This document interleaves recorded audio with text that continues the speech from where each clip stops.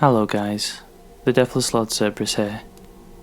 Before we get into the story today, I'd just like to take a few minutes to talk to you guys about something very, very important. We live in a very fucked up, sick world. This is no surprise to anybody. When I saw this story on Reddit, I thought to myself, I have to do this story.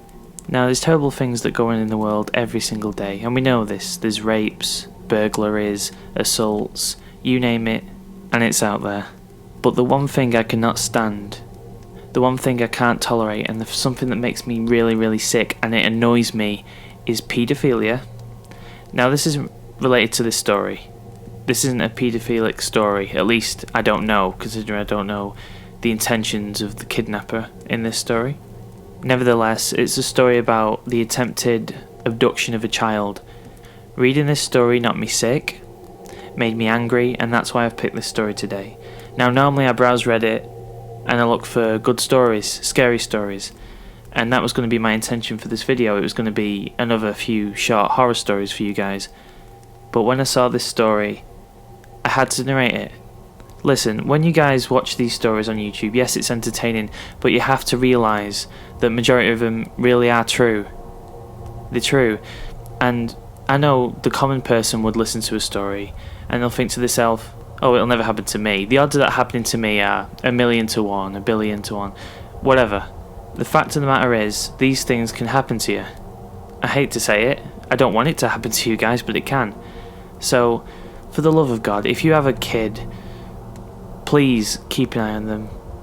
If I knew the father, he deserves a medal, this man. Now, of course, he's just doing his duty as a father, but what you got to realise is these things take you by surprise. You know, I mean, some parents would be so in shock, couldn't believe that it had happened to them, that they'd be stunned and they wouldn't act as quickly as this man acted in this story. It takes about 5 seconds for you to turn away from your child in a public place. That's all the amount of time these evil people need to do what they set out to do. This one annoyed me so much because I cannot stand anything happening to children. It pisses me off that this is an actual thing that happens, but sadly it is what happens. So I'm going to get into the story now, guys, but please remember, not even just about children, there are some really bad people out there that wish to do harm to anybody, so just be on your guard, guys. I mean, God, when something usually happens to someone, something terrible, it's usually committed by someone they know, whether it be a close friend, Jesus, even family members. Now I'm not saying be scared of your family, just be careful, because you see these things in movies, you read these things in books, and you become desensitized. You think, what happened to me? But nevertheless, please be careful, because you don't want to become a story that people talk about. Anyway, sorry about the rant. Take care of yourself, guys.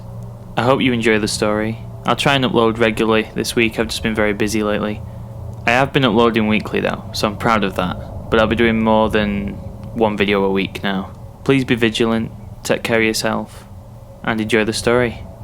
Thank you, guys. So, this literally just happened about 6 hours ago. I watch a lot of creepy stories on YouTube, and have heard of Reddit through there. This is one of those instances in life that really makes you wonder how fucked up people really are, and that true monsters look like humans. I hope this story gets read and can help save a life someday. My wife and I don't live together. She'd become abusive over the last few months, mostly towards our daughter. Our daughter is almost 18 months old and is my whole world. I'm unemployed at the moment, but my mother has been helping me out a lot. Today, at around 4 PM, I took my daughter to the store. I usually do this the time she wakes up from her nap. My daughter is a very active child, and can't seem to sit still for more than 10 minutes without getting cranky. I usually let her walk with me, holding her hand and patiently walking at her pace. I usually get just a juice for her, but had to get some extra groceries that I was short on. Flour, sugar and some noodles. I also remembered we were low on milk and grabbed a gallon on our way back. With all that I was carrying, I wasn't able to hold her hand. I made sure to walk behind her, but that only makes her walk slowly. As we made our way to the registers, I was continuously urging her to keep walking, which she would do, but for only a second before her attention would be drawn to another rickety box with whatever was on sale, or she would see something colourful on a lower shelf. I was getting a bit frustrated, but I wasn't showing it in my voice. I kept urging her to keep walking, and she kept getting sidetracked. With everything I was carrying, I started to wish I had grabbed a basket. At the front, their customer service desk holds register 1, which was thankfully open. I want to take the time to mention that my daughter is very fond of saying hi and waving at everyone. I set everything up to get rung up, but the service attendant was busy, with a return at the customer service area, so I had to wait. The entrance to the store is to my right. The only exit door is behind the service desk, which leads into the small foyer before leading to the other doors. As people enter, they have to pass the customer service desk. I was being fatherly to my daughter, trying to entertain her with patty cake and the itsy bitsy spider, while we waited for the cashier to check us out. My daughter would frequently wave at people passing and say hi in a squeaky toddler voice. Some people would smile and wave back, while others would stop to adore her. At this point, I'm used to people doing that. It makes me happy knowing my daughter isn't a shy, cranky little asshole like some of the kids you see in stores like this. The lady was ready to check us out, and I told my daughter to hold my hand, since I wouldn't be looking her way. I had to pull my wallet out to retrieve my debit card to pay for the groceries, and let her hand go for a moment. I kept looking her way to make sure she wasn't wandering off. The lady went to hand me my receipt when she all of a sudden yelled at someone behind me. "What are you doing with his daughter?" she bellowed, as I turned to look at a man who had picked her up and started running towards the entrance doors. I was shocked. The doors didn't open, since they were a one-way set of doors, and the cashier quickly picked up the phone, yelling that she was calling the police. I was stunned to the point of immobilization, but quickly realized what was going on. I have a pocket knife that I usually carry on me, so I can break the seal on my daughter's juice. I quickly ran after the man as someone started to make their way through the entrance doors. He didn't get a chance to run through before I slammed my fist across his temple.